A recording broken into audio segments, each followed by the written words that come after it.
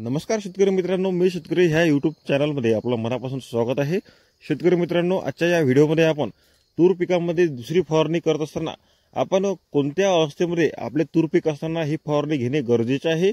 त्यानंतर शेतकरी मित्रांनो, या फवारणीमध्ये आपल्याला कोणकोणत्या घटकांचा किंवा कोणकोणत्या औषधाचा वापर करणे आवश्यक आहे, जेणेकरून आपल्या तूर पिकामध्ये जे काही होणारे फुलगळ आहे त्यासोबत आपल्याला तूर पिकामध्ये अळीचा मोठ्या प्रमाणामध्ये प्रादुर्भाव असलेला पाहायला मिळतो।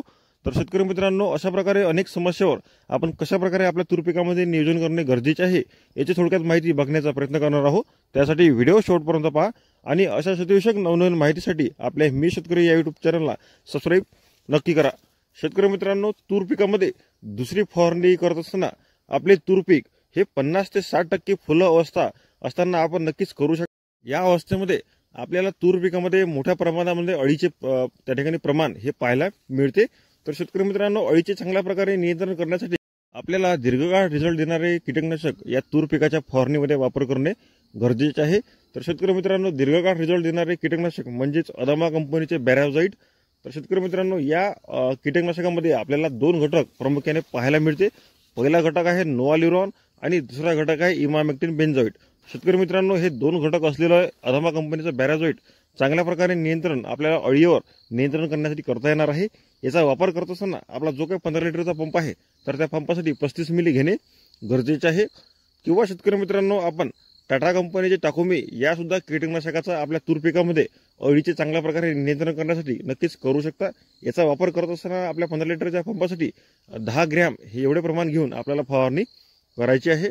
शेतकरी मित्रांनो, दोनपैकी कोणत्याही एकाच कीटकनाशकाचा आपल्याला या तूर पिकाच्या दुसऱ्या फवारणीमध्ये वापर करणे आवश्यक आहे। त्यानंतर शेतकरी मित्रांनो, तूर पिकाच्या या अवस्थेमध्ये आपल्याला फुलगळ हे मोठ्या प्रमाणामध्ये झालेली पाहायला मिळू शकते। शेतकरी मित्रांनो, फुलगळ जर आपल्या तूर पिकाची मोठ्या प्रमाणामध्ये झाली तर निश्चितच आपल्याला तूर या पिकापासून कमी उत्पादन त्या ठिकाणी आलेलं पाहायला मिळते। तर आता फुलगळ थांबवण्यासाठी आपल्याला या फवारणीमध्ये 20% प्रमाण असलेलं बोरान हे वापर करणे अत्यंत आवश्यक आहे। तर शेतकरी मित्रांनो, बोरान वापर करत असताना आपण 15 लिटरच्या पंपासाठी 25 ग्रॅम घेऊन फवारणी नक्कीच करू शकता। त्यानंतर शेतकरी मित्रांनो, आपल्या तूर पिकामध्ये जे काही सकाळचे धव धुके यामुळे मोठ्या प्रमाणामध्ये बुरशीजन्य रोगाचा प्रादुर्भाव पाहायला मिळू शकतो। शेतकरी मित्रांनो, बुरशीजन्य रोगाचा प्रादुर्भाव जर आपल्या तूर पिकामध्ये झाला तर त्यामुळे सुद्धा आपल्या तूर पिकाची फुलगळ आपल्याला झालेली पाहायला मिळू शकते। शेतकरी मित्रांनो, बुरशीजन्य रोगावर चांगल्या प्रकारे नियंत्रण करण्यासाठी आपण या फवारणीमध्ये चांगल्या दर्जाचे बुरशीनाशक घेणे गरजेचे आहे। तर चांगल्या दर्जाचे बुरशीनाशक वापर करत असताना आपण बायर या कंपनीचे अँट्राकॉल या बुरशीनाशकाचा नक्कीच वापर करू शकता। वापर करत असताना 30 ग्रॅम आपला जो काही 15 लिटरचा पंप आहे तर त्या पंपासाठी हे प्रमाण घेऊन नक्कीच फवारणी करू शकता। किंवा शेतकरी मित्रांनो, आपण यूपीएल कंपनीचे साप या सुद्धा पावडरचा आपल्या तूर पिकामध्ये बुरशीजन्य रोगावर चांगल्या प्रकारे नियंत्रण करण्यासाठी वापर करू शकता। वापर करत असताना 35 ग्रॅम आपला जो काही 15 लिटरचा पंप आहे तर त्या पंपासाठी एवढे प्रमाण घेऊन आपल्याला फवारणी करायची आहे। शेतकरी मित्रांनो, दोनपैकी कोणत्याही एकाच बुरशीनाशकाचा आपल्याला या फवारणीमध्ये वापर करायचा आहे। त्यानंतर शेतकरी मित्रांनो, जास्तीत जास्त फुलाचे रूपांतर शेंगामध्ये होण्यासाठी आणि चांगल्या प्रकारे फुलाची उगवण होण्यासाठी यामध्ये आपण ॲम्युनो बेस असलेल्या टॉनिकचा सुद्धा वापर करू शकता। त्यामध्ये चांगल्या दर्जाचे टॉनिक वापर करत असताना आपण सिजंटा कंपनीचे इसाबियन या टॉनिकचा नक्कीच वापर करू शकता। याच्यामध्ये आपल्याला अनेक प्रकारचे पोषक तत्व त्यासोबतच व्हिटॅमिन आणि शेतकरी मित्रांनो, जास्तीत जास्त ॲमिनो ॲसिड हे असलेलं पाहायला मिळते।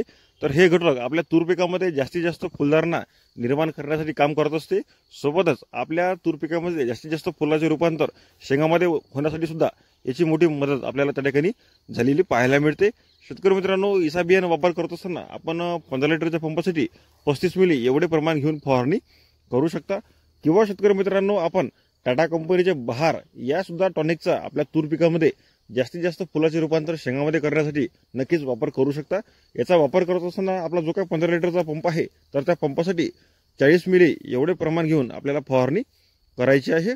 तर शेतकरी मित्रांनो, अशा प्रकारे जर 3 ते 4 घटक जर आपण आपल्या तूर पिकाच्या दुसऱ्या फवारणीमध्ये वापरले तर या फवारणीचा जबरदस्त रिझल्ट आपल्याला तूर पिकामध्ये जास्तीत जास्त फुलधारणा सोबतच फुलाचे रूपांतर शेंगामध्ये होण्यासाठी सुद्धा पाहायला मिळणार आहे।